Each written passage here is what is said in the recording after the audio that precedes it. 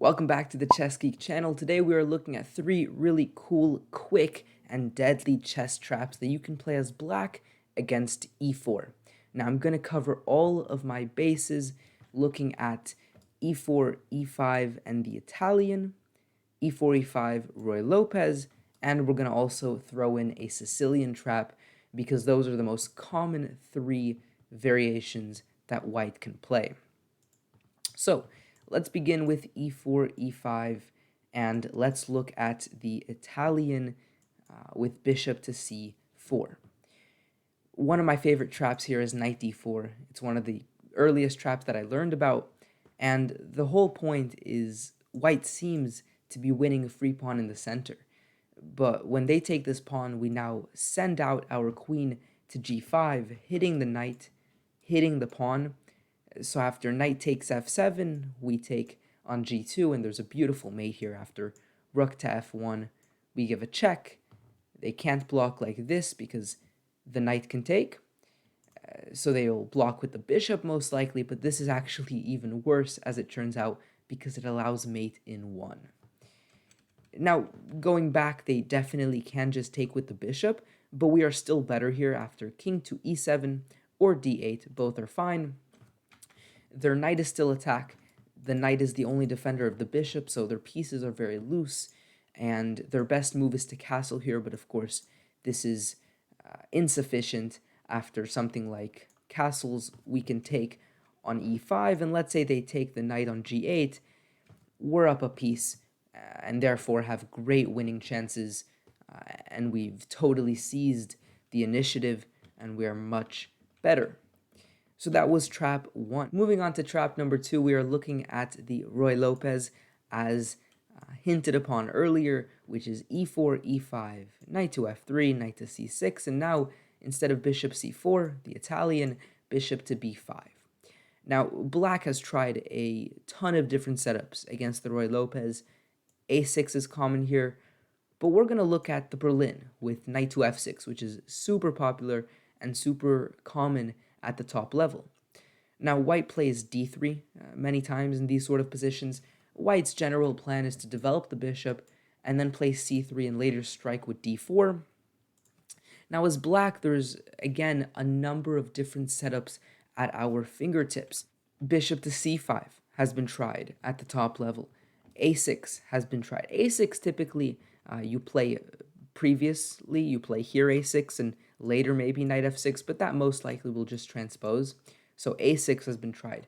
d6 is a move that has been tried as well. The point is to play a bit more passive, develop the bishops less actively, but complete the development in a very solid manner. But we're going to play a fourth option, which happens to be the fourth most popular move, and it has seen some high-level games, knight to e7. Now, it seems fairly strange moving the same piece twice, but first of all, strategically, it makes sense to complete this maneuver. The knight coming to g6 is a very strong piece, controlling over f4, and later in a kingside expansion, some kingside attack, or even just sitting here, the knight is super powerful and well placed. So positionally speaking, this is not only a tactical move, it also carries some positional merit. Now, of course, the tactics happen after knight takes e5, seemingly a free pawn, but now this is already much better for us. We continue c6 here. Now, in this position, after c6, if the bishop were to just casually move back, we have check, and we are going to be able to pick off one of these pieces, whichever one we prefer. They have a slightly sneaky move that I really should emphasize. If they play knight to c4, don't take their bishop, because if you take their bishop immediately, you allow mate in 1. A very sneaky counter trap that they have. Instead, though, all you have to do is play, for example, knight g6, which is what we wanted to play earlier. You can also consider, for example, d6, a move which we probably also want to play to open up the bishop, but basically make some good move, standalone move, right? Developing the knight to a more active square or getting ready to develop the bishop, which would stop this checkmate. And afterwards, they're in a lot of trouble. The bishop is attacked. It now only has one good square, and that runs straight into a fork. So they're losing material irrespective of what they choose. Even if they go for this fancy trap, we are going to stand much better in the end. That takes us to the final trap, which is the Sicilian. So if you play the Sicilian, fear not, I have one really awesome trap for you. And it's a very unique system that white can employ. Sometimes they play this move c4. And their idea is to get an incredible light square positional grip, right? The knight often comes and sits on d5. This is a very positional way to play.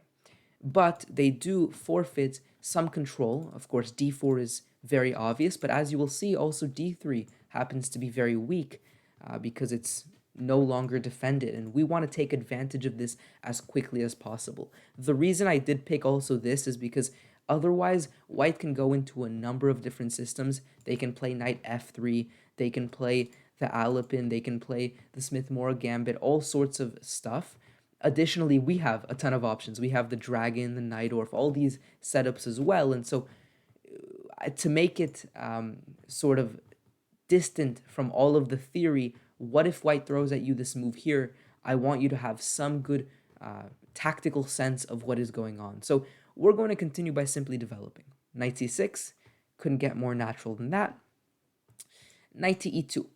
Now, why knight to e2 seems a bit strange. Well, as I mentioned, this square is in the view of white, and so often they want both knights to have access to that square. So if we were to take one of it, they can place another knight there. So knight e2, the point is to maneuver the knight to d5. We go knight e5, and perhaps they can consider this at this point, but sometimes they'll make a mistake and they'll strike with d4. They see this opportunity, our knight is moved again, it's very seemingly vulnerable here. They want to strike and get some play, right? Where if we were to take here, their whole point is they get a good center control, and the knight again is also very targetable from this square as well. So this seems rather logical, but it is actually not so good whatsoever. We throw in this check here on a5, and the most natural way for them to play is to go here. Now, if we were to take, they can still take back, so they're not blundering anything, and it seems natural. They're attacking the queen has to move, then they can win our knight. It might even seem like they're winning, but they're forgetting one small minor detail. It is checkmate in one with knight to d3. And just like that, it's game over. The knight, the king smothered here, leaves the knight in a very powerful position, and it's simply mate. A fun note as well, to my belief, you could also try to throw in this move here, just to mess with them a little, attacking their rook. And if they were to play anything like this, we have mate to defend the rook, and if they take our queen, we have mate as well. So if you want to have a bit more fun, you could try something like that as well, but be careful. Mate is the main thing that you want to be concerning yourself with. So hopefully you enjoyed this video and now have some more traps in your tactical toolbox to throw at your opponent when they start the game with e4. Subscribe for more content just like this video if you enjoyed it, and go ahead and check out my chess website where you can find all of the cool projects that I'm working on for you, like all the masterclasses that are going to be totally free and accessible to you. Thank you for watching, and I'll see you guys next time. Peace out.